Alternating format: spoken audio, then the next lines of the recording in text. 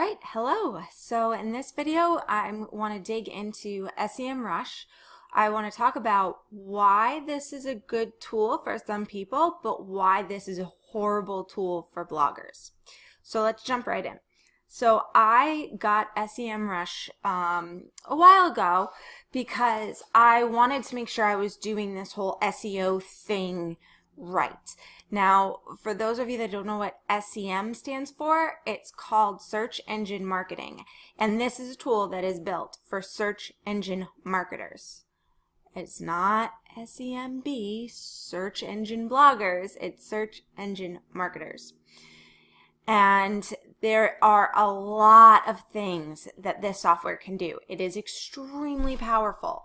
But I can pretty much guarantee that if you're a blogger and you're at a point in your blogging career where this tool makes the most sense for you, you're also at a point where you can probably hire someone whose entire job is to do SEM.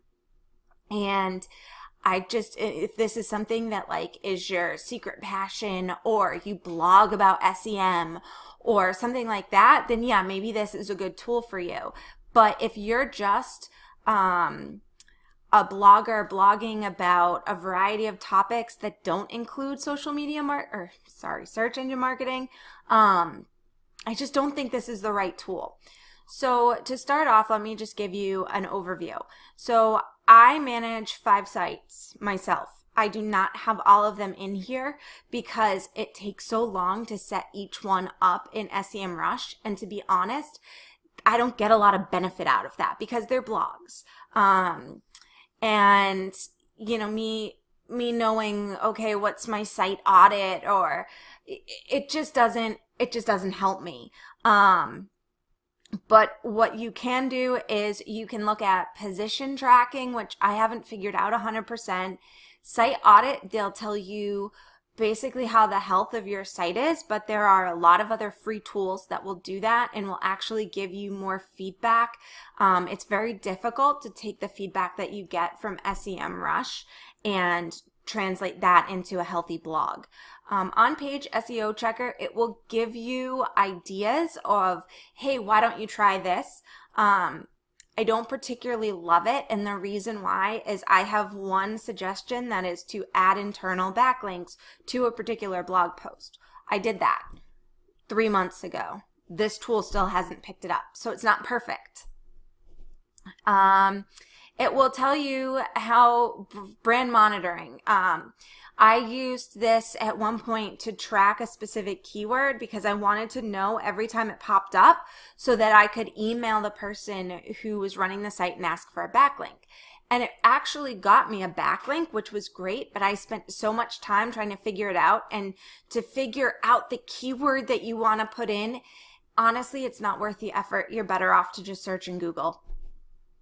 Social media tracker, this will tell you how many followers you have and what your engagement is. I can tell you right now that you can find all of this out by going to Facebook or Instagram or Twitter. You don't need a tool to tell you that. It will tell you how many organic sessions you had for each blog, but again, Google Search Console can tell you all of that. Backlink audit, it'll tell you how many toxic domains you have linking to you. It's not a bad tool, it's just not really something that you need to be focused on right now. And it'll tell you the volatility of search engine result pages, and I still have not figured that out yet. So that's this overall dashboard. Now, I think a lot of people, bloggers specifically, that are looking into this tool want it for the keyword research. All right, so we're going to do a little experiment here. We're going to put this tool, which you pay $100 a month. I actually pay $106 and change because of state tax. So unfortunately, I pay even more. But we're going to go to the SEO dashboard. It's telling me how I'm doing in terms of this blog. I can see where I rank for things. But again, all of this can be found somewhere else for free. And if I want to go into keyword analytics, which is what I think most bloggers are looking at this for, I'm going to type in a keyword. So I'm going to do working mother. So I want to just know the stats for working mother. And this is what it's going to come up with. So once it eventually loads, I'm actually going to change this. It defaults to desktop. You do not want defaulting to desktop. You want mobile because Google goes off of the mobile results now. So you want to make sure you're looking at mobile when you're doing this type of research. Okay, so here we have our volume. This is telling us for ads, specifically what's going on with the ads. It's telling us that Canada, the UK, and the US are the top 3 places that the ads are being bought. But if you're not at that ad stage yet, it really isn't going to help you. It will also tell you different keywords that match this keyword. There are over 3,000. And it'll also give you related keywords. So these are other keywords that are probably sprinkled into different pages that Google's indexed. It will also give you your organic search results. Okay, well, guess what? You can get that by going into Google and typing in working mother. So you don't actually need this tool to look at this. So this volume is really what you're getting. And here it's 1.9K. All right. I'm going to go into another tool. So this is an awesome tool that is free. It's 100% free. So I'm going to go in here and I'm going to enter in that same keyword. Working mother. Hit search. Okay, great. Search volume. Hey, look. It's exactly the same. SEO difficulty, paid difficulty, cost per click. All right, so the cost per click here is a little different, but it's about $1, which is what we saw in the other one. And in terms of difficulty, so this tool has one type of difficulty. There is another type of difficulty that you can actually see here if we go into the full report. And I'll show you what that looks like. All right, so this is going to generate a bunch of stuff. And so here you have this KD, which is the keyword difficulty. So I still have not figured out how to interpret this. All I know is lower is better, but sometimes it says NA, so you have no idea what's going on there. Could I rank for 65? I don't know. I really don't. I have no idea how to figure this stuff out. So it's really confusing and it's really hard. And it's just not something I would suggest. I think that a free tool giving you a difficulty score here and telling you flat out easy, hard, whatever, that's going to be a better result for you. This will also give you additional keyword ideas. It'll tell you about the volume. It'll tell you the cost per click. And it'll also give you that difficulty. So you might want to go in here, and if I was writing a blog post about working mothers and I wanted more keyword ideas, I would start to look at this stuff. And you can hit view all, you can hit related. And what's really cool about this, so one of the things that I like about SEMRush is that I can export all of this information, which is great. I can do the same thing here. So you can still pull all of that keyword data down into, say, for example, an Excel file, and you're still going to get all that information. So I think if you're using this tool for just keyword research, you're better off going with a free tool, at least for now. I mean, if you're making tons of money and you can pay for whatever tool you want and you feel like throwing money down the drain, go for it. But if you're a new blogger and doing things like SEO challenges, this is like hitting a little tiny tack with a giant sledgehammer. This is just so powerful, and it's really, the learning curve is huge on this. Other things that this does, and what other things that you're paying $100 a month for, are things like traffic analytics, where you rank in terms of traffic. And I mean, it's not to say that any of this stuff is bad.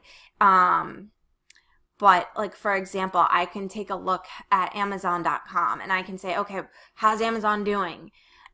And I can add competitors to that. And there's just so many things that you can do to actually look at competitors and all sorts of crazy things. But I mean, it's just one of those things where as a new blogger, it's not going to help you out too much. It might help you a little tiny bit, but there are free tools that can help you even more.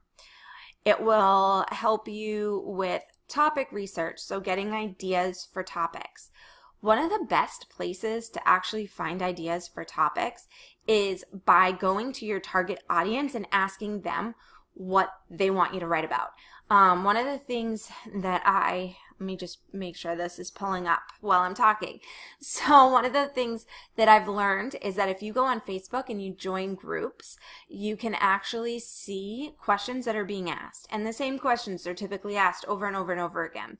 If you are writing for working moms and working mothers, join Facebook groups that are specific to working mothers. If there aren't a lot of Facebook groups, then you might need to expand a little bit. Go on to Pinterest and look at working mother topics there. There's so many free places that you can get ideas. If you have a friend who's a working mother, ask her. If you've got Facebook friends that are working mothers, put them all in a list and you can start asking them questions.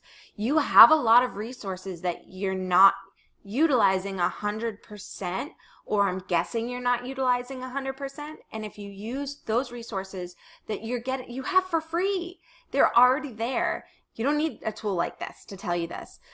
This will tell you your top 10 headlines by backlinks, interesting questions, hot subtopics. Okay, great. But that can help if you're totally 100% stuck. But I would only pay for it after you've exhausted Facebook groups, your own personal connections, your own readers, asking your email list. Hey, what do you guys want me to write about next? I mean, all of these great topics you can generate for free without paying $100. Another thing that it will do is it will help you with your writing to make sure that everything is good for SEO. All right, so if you go in, I've already done this, so I'm just going to view it for working mother. So this will tell you your top 10 Google rivals. Google will tell you that for free. It will tell you semantically related words. Well, Google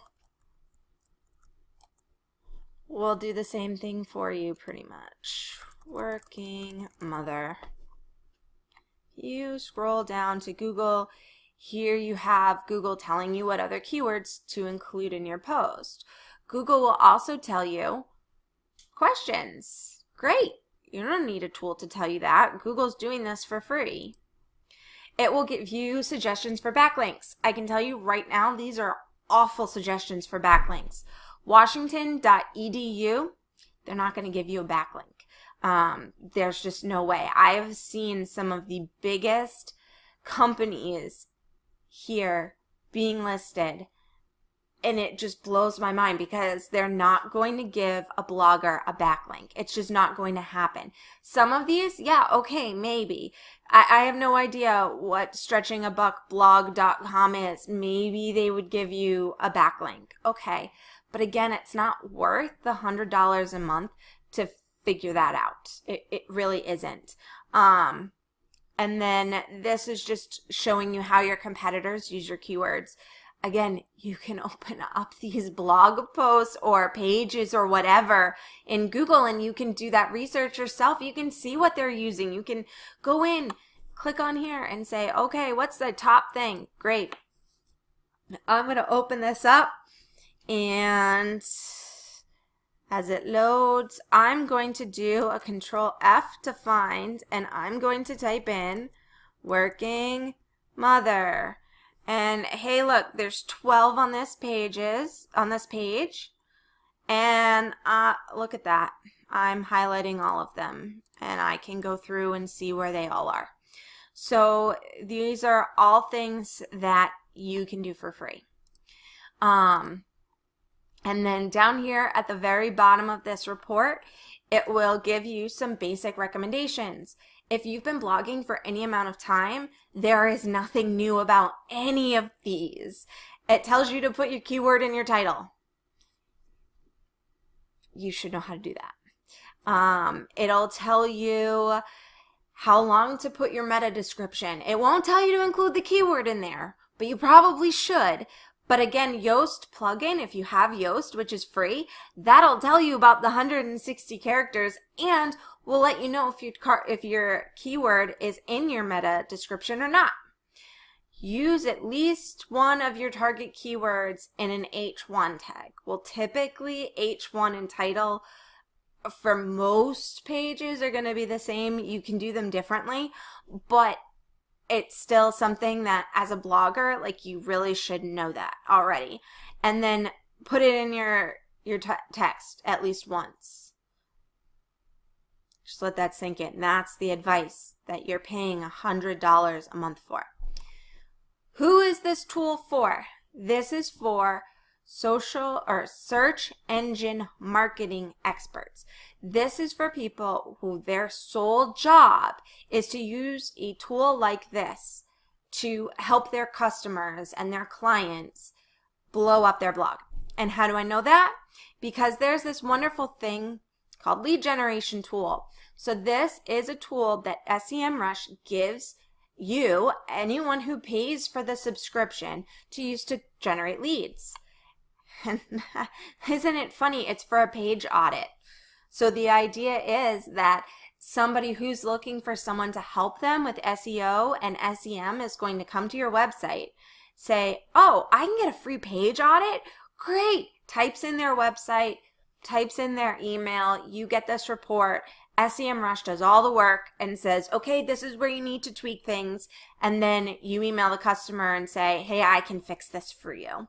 But again, it's for people where this is their job.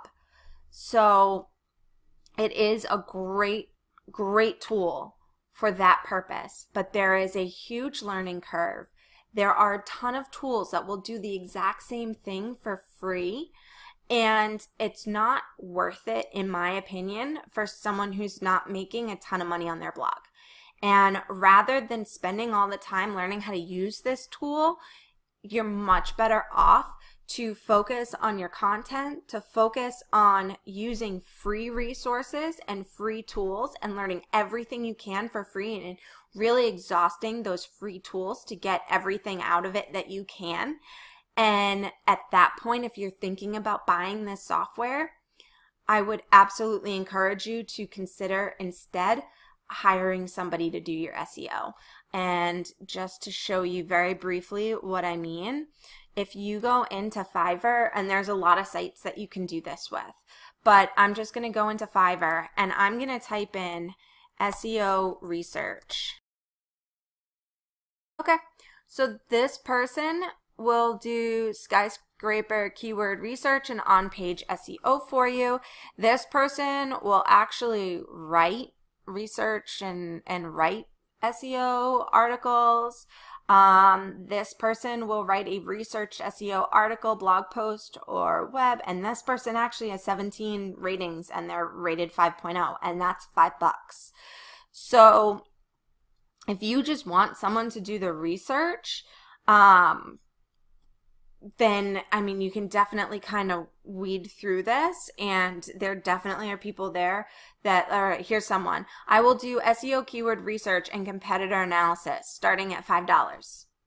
So let's say you write a blog post a week, okay? And you hire this person who has 32 ratings and they've got a 5.0 star. So this is someone who, you know, has some social proof that they do a good job, and you hire them to do 4 different blog post ideas every month. So let's take a look at this.